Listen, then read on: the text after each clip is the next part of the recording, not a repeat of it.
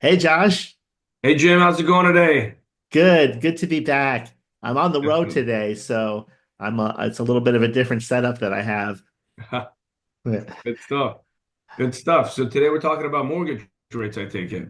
Yeah, I was thinking that now, for those who don't know, you're also in the California area now, not just Houston, right? That's correct. Yeah. We've been practicing in California for about 20 years. Yeah, and the California area, of course, a little different than Houston, right?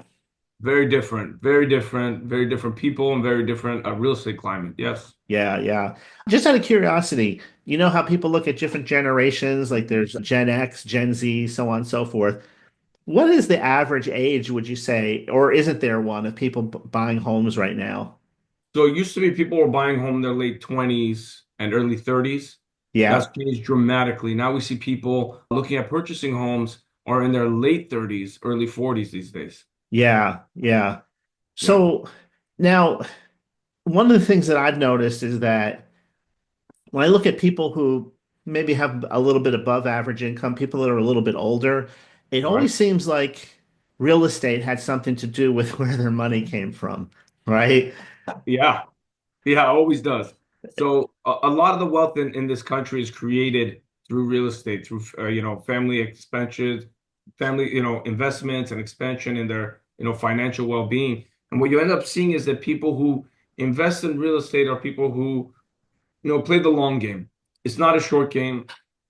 It's not a game for get. It's not a get rich quick scheme. It's Yeah. none of that. Real estate, steady real estate growth is a long game. So for people who don't have a lot of wealth, who don't have a lot of money to start investing, that's where you would start. I It's the see.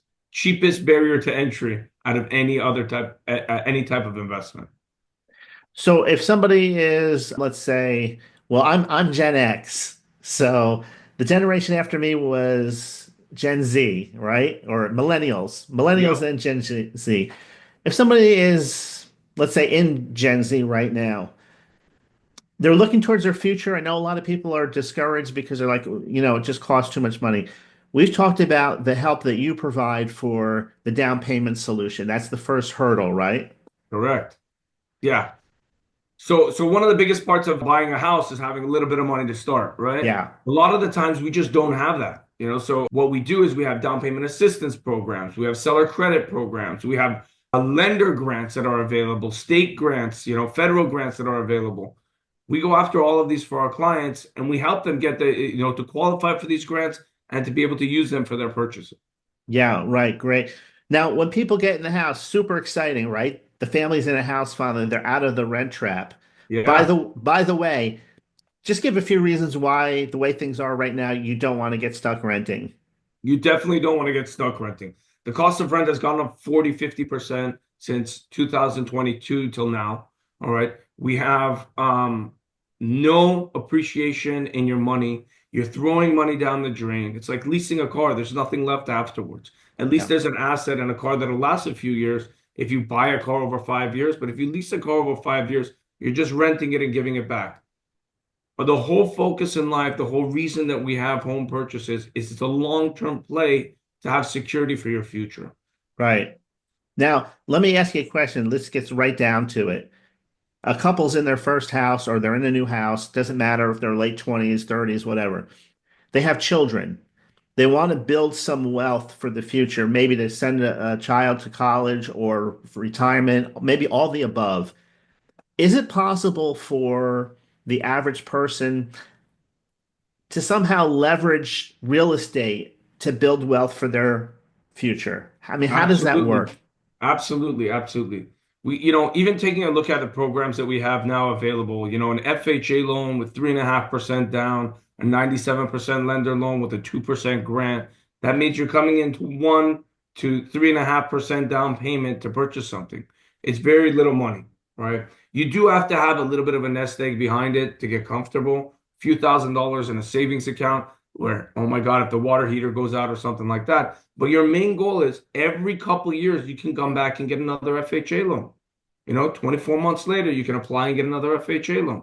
Now you have a property, two properties that could be appreciating in value. Somebody else is making your mortgage payment, right? Because you're not the renter anymore. And That's how you build generational wealth. I'll give you an Mm, example. yeah. One of the clients that we had a little while back was pizza delivery guy for Domino's Pizza, making minimum wage, working on tips. This guy, over a span of 20 years, had acquired four homes in the Sacramento area, you know, Wow. and it's not a lot of money that he had to work with, but he had a little bit of money, saved a little bit, made it happen for himself and his family, and all of his children are financially safe right now from being a pizza delivery driver. Wow. That's incredible. Josh, they don't teach this kind of thing in school. I don't know if you've ever thought of it, but why not? Why isn't this taught? I believe, our educational system could use a little bit more practical sense than it Yeah. does.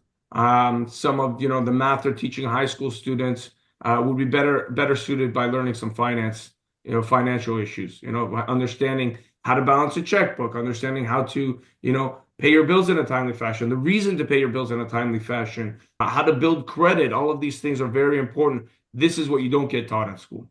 Yeah, yeah. Yeah, Now, Josh, for somebody who's listening to this right now, maybe that you've sparked a little bit of hope for them, whether it's absolutely. getting into their first home or whether it's investing in real estate, getting started with that. If they want more information, how can they reach out to you directly? Absolutely. One of the things that I do on the side is I do real estate consulting.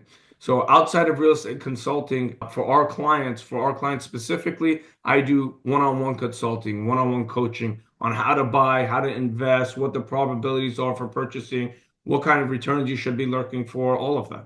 Yeah, So if you're interested in buying a home, if you're interested in creating generational wealth, reach out to me. I'm available all the time. We'll set up a time. We'll go over some options. You can reach me at 832-955-9255, or take a look at our website, fnfloan.com, and you can sign up for a free consultation there.